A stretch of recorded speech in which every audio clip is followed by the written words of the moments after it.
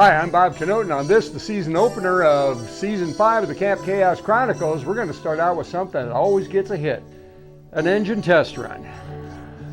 But this one is not without its problems.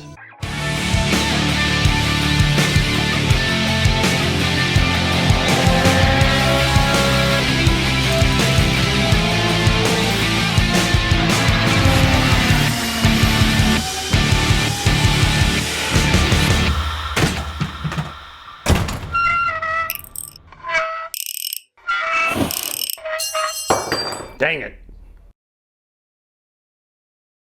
Now, why do I say that? Well, usually these things just sort of spring to life, and I've got a few tweaks that I need to do, maybe a few parts to replace.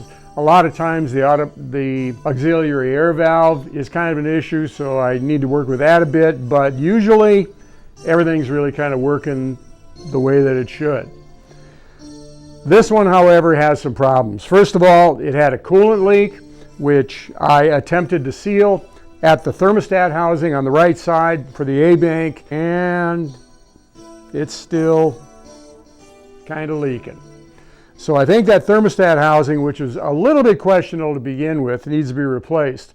I think what somebody did the last time they replaced the thermostats is they took an air tool with a conditioning disc on it and cleaned the gasket surface and made it pretty uneven. You got to be careful with those things.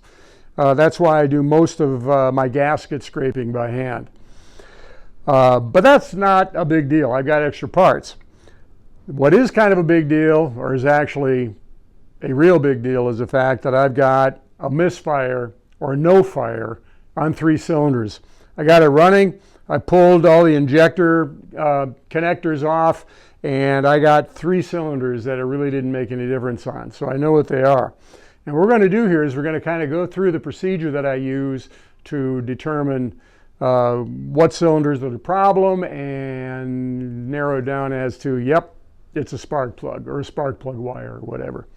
Now the good news is that's why I've got this test stand, because if we're honest, we're dealing with 35, 40-year-old engines here, and some of them are kind of junk. This one was one that the owner had bought at a salvage lot, and it was not pristine. It's kind of the nature of the business. I need to get this thing out the door, so we better get going. The first test we're going to do is see if signal is showing up at the fuel injectors from the computer. So what we got here is a Noid light, and what this will do once we install it inside of the fuel injection harness at a particular injector is give us a little bit of a flash of light indicating that we've got signal showing up. So we know that the harness and the wiring in the computer, and in fact the ignition system, is actually in working order for the most part, because without the ignition, the fuel injection computer is not going to allow anything to happen. So we're kind of killing 2 birds with 1 stone here.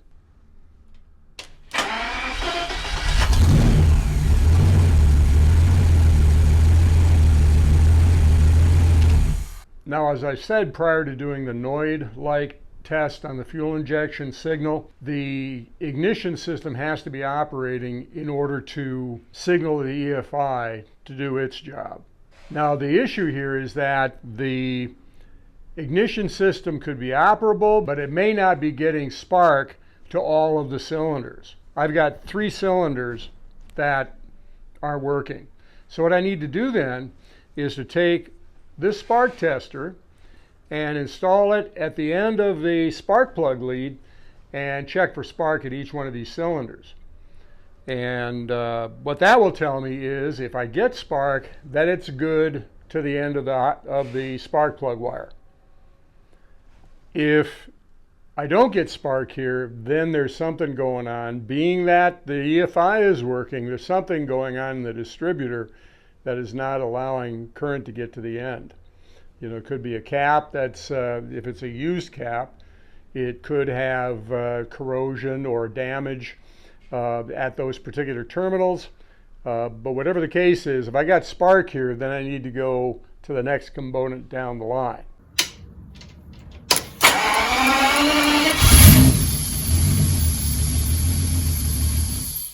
So we checked for spark at all 3 spark plug wires, and we got good spark at all 3. So we know that everything upstream of that, the spark plug wires, the distributor cap and rotor and computer and everything in the system, that's working. That's not our problem.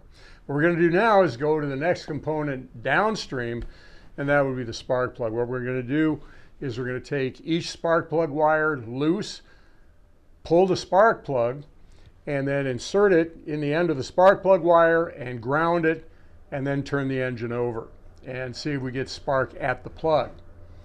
I don't think that's our problem. I'm leaning toward the fuel injectors. But let's see what happens. What we should see is a good, healthy, consistent blue spark here on all 3 of the spark plugs for the ignition system to be eliminated as a suspect. As a side benefit, being that we've got that spark plug hole open, we're going to get a pretty solid report from that cylinder, which would eliminate any possibility that we got a problem with compression in that cylinder, because it requires 3 things in order to fire: compression, ignition, and fuel.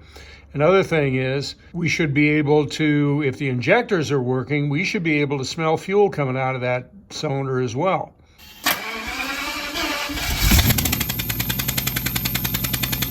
So where are we at this point? Well, we've determined the ignition is working exactly as it should. We've determined that the injectors, 3 injectors on A, 3 and 6 and B4 are not working properly, or weren't. What I remedy and taken a long punch and a hammer and tapped on them, and 2 out of the 3 came to life. B3 is still a problem. You really can't send it out like that, or at least I won't. So what I've got to do is I got to take that fuel rail out of there and replace it with one that I got on the shelf. So pain in the neck, but you can't send it out this way.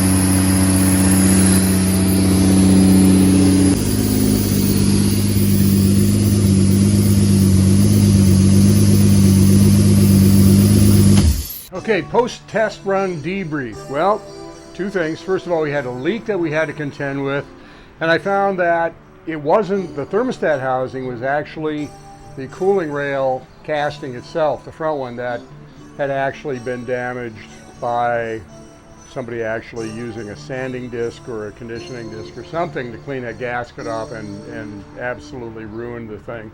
So, I mean, it's not a hard job, but it just takes time. You need to be careful with this stuff. They're not making it anymore. You ding this up, you got to have this machined to actually work, because in this case, an extra coat of RTV just didn't do it. And if it did do it, there's no guarantees that this isn't going to pop a leak sometime in the near future. So, problem solved. Now, as far as the engine running is concerned, it's running great, as you saw in the previous clip. What it took is replacement of the fuel rail with another one that I worked up, and it fired right up, and it's idling great, and it's running perfectly at this point. So this thing is ready to go out.